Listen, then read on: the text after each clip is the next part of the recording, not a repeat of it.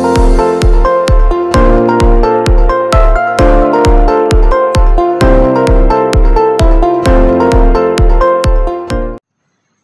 friends, good morning. Welcome back to our channel Civil Stuff by Wahid. So if you are watching my video for the first time, please do subscribe. So today I am going to start aggregates. Aggregates. So one of the material which we use in our concrete preparation. Okay, concrete preparation. Right, we'll see now the things. So generally what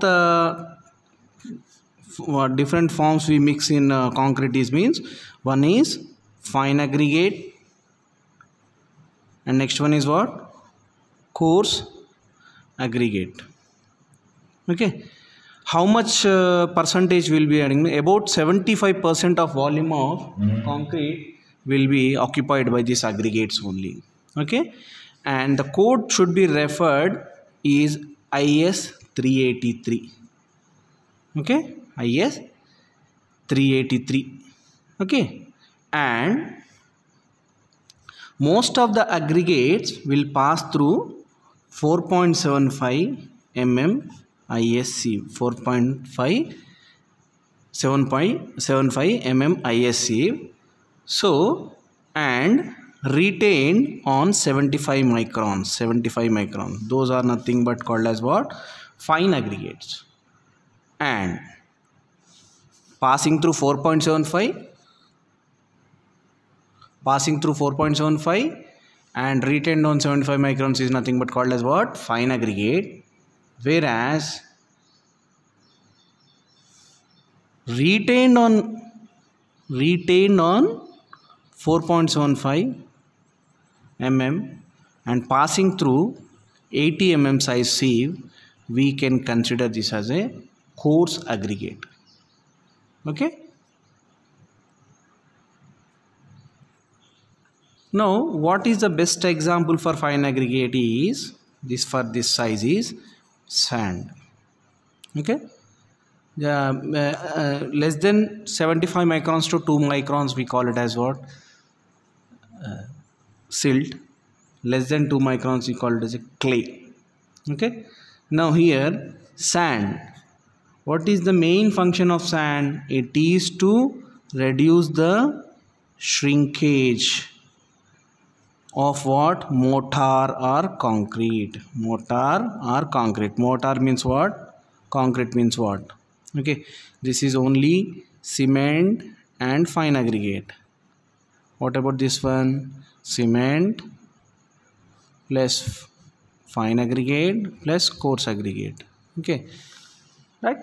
Now generally there are three types of sands are there, that is river sand,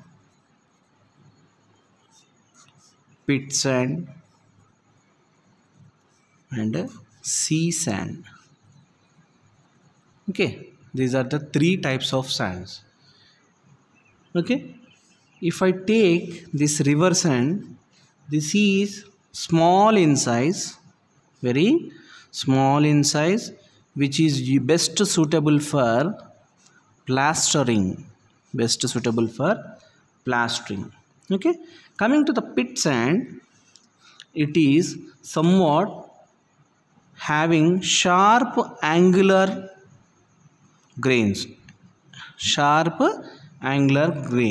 Okay, these are used for making cement mortars, good cement mortars. Okay, next coming to the sea sand, it is not at all usable because it develops efflorescence, white patches, due to the presence of what? Salt. So mostly we prefer river sand and pit sand. These are the types of sands. Okay, now generally whatever the sand we are trying to use in our construction, it should have conditions. One is it should have a coarser size, and angular grains should be there, means pit sand. Angular grain should be there. Okay, and it should be hard, strong, and durable. It should be durable even. Okay, next, whatever the sand we are going to use, it should be free from silt, clay and salts. Because it may hamper the setting or attack the reinforcement. What happens? Reinforcement get corroded because of these things which are present in that one. Okay, the thing is, and it should not contain any organic matters, just like a peat, vegetable, decayed matter, like that. And it should be a well graded. What do you mean by well graded? The well graded is nothing but it should contain all sizes from between 4.75 to 75 microns. Every size should be there, every size should be available, so that it will be homogeneous mix will be contained. Okay, and next, we use generally Ennore sand. What is this Ennore sand? Ennore sand is nothing. Ennore, it is nothing but a place in Chennai. It is a place in Chennai. We will be use Ennore sand. Okay, in order to test tensile compressive strength of cement, we use this sand.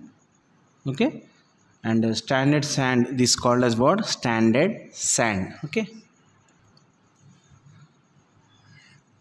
Now we'll see what are the properties of these aggregates in which it influencing the properties of concrete. The behavior of concrete depends upon the properties of the aggregates we use only. How it is to behave in the sense how much workability it is, like that. Based upon those conditions only we can decide the properties of concrete. We'll see what are the properties of concrete in the further lectures. As of now, we are seeing properties of aggregate. Means first one is what? Particle size. What is that? Particle size. Okay, in that you may have rounded, you may have angular or flaky, flat, angular or flaky, right? In this, which is good for what? Now, while mixing, smoother mix can be produced. If I use rounded particles in a concrete, smoother mix can be produced for a given water cement ratio. Smoother mixer can be produced, and it is easy to mix and transport. Place, everything will be easy going because of this one. Because of having rounded, more workability will be there.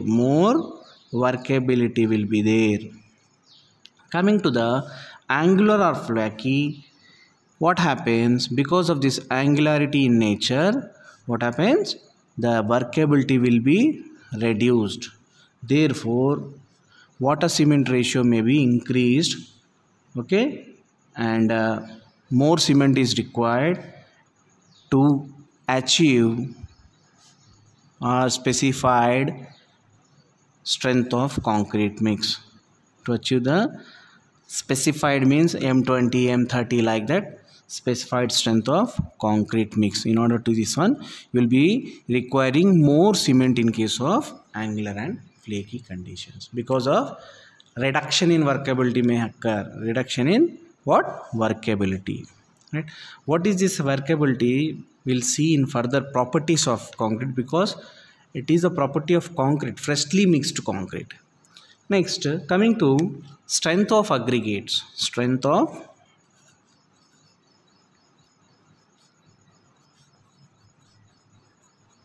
aggregates. Here you can check both strengths, that is crushing. Next one is what? Impact, sudden. Okay, Crushing is nothing but for static loading, like that. Now the crushing strength of a good coarse aggregate is to about 200 Newton per mm square. Okay. See, if I am using the aggregate in case of what, let us say, and roads and pavements, concrete roads, like that we will be having. If I use those aggregates in roads and pavements, the crushing value should not be greater than 30%. And if I am using the same aggregate in case of a structural work, just like our RCC slabs, like that, then it should not be greater than 45%. These are important values. If I am using the aggregate in working like roads and pavements, the crushing value should not be greater than 30%. Whereas if I am working in with structural work like RCC beams or columns or whatever it may be, it should not be greater than 45%. Okay. Next, coming to the impact. Okay. If I am using same, the values are same for roads and pavements, the value should not be greater than 30, and for structural work should not be greater than 45%. This is the strength test we are going to perform on aggregates, coarse, especially coarse aggregates. Next, the thing is bulking of sand. Bulking of sand. Now what happens bulking of sand? Suppose moisture content is present, it forms a thin film around the fine aggregates which exerts the surface tension. You could have learned about the surface tension in your hydraulics fluid mechanics chapter. Okay, so due to the presence of moisture content, around this one, a layer will be, film will be formed around the aggregates. Now this moisture which is formed around the aggregate is called as what? Adhered moisture. What is that? Adhered moisture. What do you mean by adhered moisture? Means the moisture content which makes a thin film around the fine aggregate particle, we call it as a adhered moisture. What happens? This will make the fine particle to repel each other, not attract. They will repel each other. Okay, they will repel away from each other. Therefore what happens? Instead of getting closer, the volume of that will become more. That is called as what? Aggregate will look like in increased volume. Bulk in volume will be occurred. Bulk in volume will be occurred. Okay. What happens? This bulking increases the fineness of aggregates. Okay. Now, this bulking of sand property is important while we are going for what? Volume batching. Generally, weight batching will be there, volume batching will be there. This property is plays an important role in case of especially what batching? Volume batching only. Okay. Now, generally, at what percentage the fine sand shows maximum bulking is 4 to 6%, whereas this is for fine aggregate. Whereas for coarse aggregate, it shows at 8%. Generally, we won't prefer this test for coarse aggregate. Only we'll prefer for fine aggregate, that to sand. And maximum bulking of sand will be showing at a percentage of 4 to 6% of its weight we have taken. Is it okay? Next, grading of aggregate. Grading of aggregate. What is this grading of aggregate? Particle size distribution. What is called as particle size distribution? We can also say this one. It is used to determine the particle size distribution, or we call grain size distribution, like that. Okay. Now, what is the thing we use means sieve analysis. We will be performing what? Sieve analysis is used for gradation. You can go for dry sieve analysis and wet sieve analysis. And what type of sieves we will be using means from 80 mm to minimum 150 microns or 75 microns, say 75 up to 75 microns will be using. Means below 4.75 will be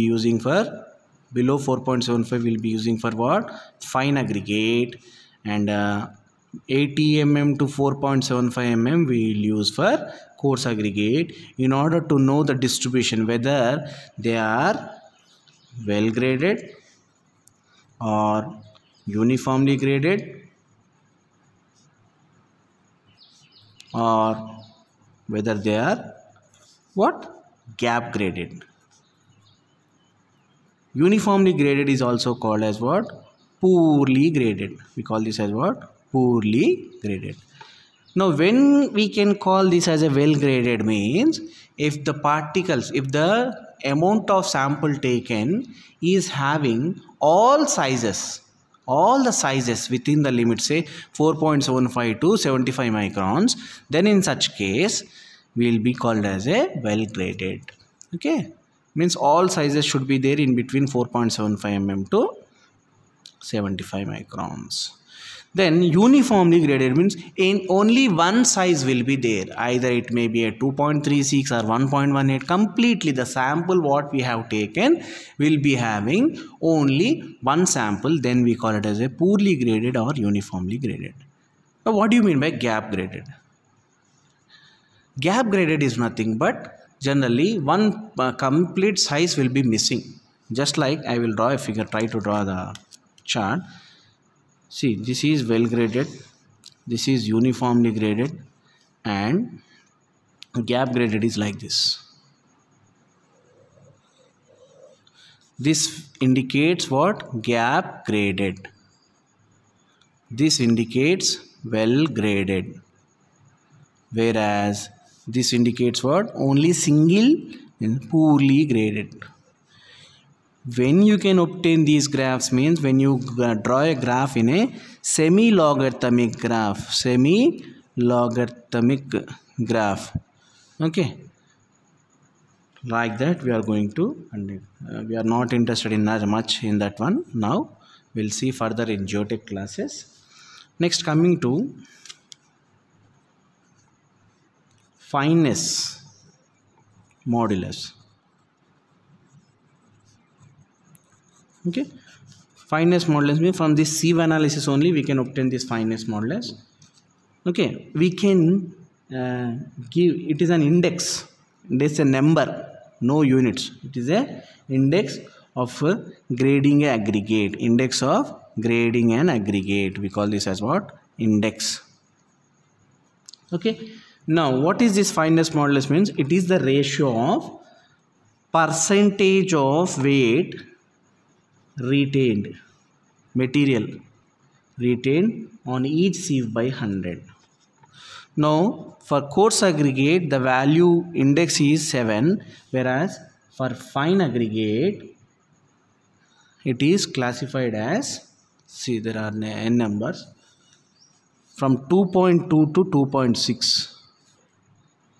2.6 to 2.9, the number in between what we call 2.9 to 3.2. Okay, now if the fineness modulus of fine aggregate value lies between 2.2 to 2.6, then we call it as what? Fine sand.